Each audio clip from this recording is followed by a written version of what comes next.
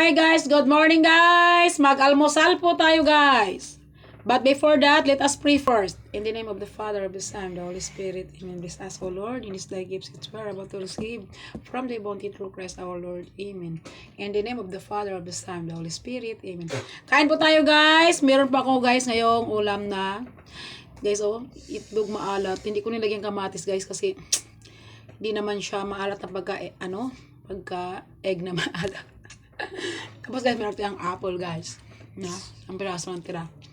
Tapos guys, meron tayong, inihaw ko guys yung tamban. Gusto ko ganyan guys, oh.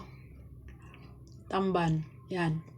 Tapos, inihaw yan guys. Tapos meron akong na nagbigay sa akin na si Inday Nini, na aking kaibigan ng, ang tawag nito, o danggit na tuyo. Tsaka meron pa. Hindi siya maalat guys, oh. Kain tayo guys. Ayan guys. Tapos, ang ating ay water lang na hindi malamig. Para healthy. So, dito lang magtatapos ang ating video guys. Thank you for watching guys. Bye-bye!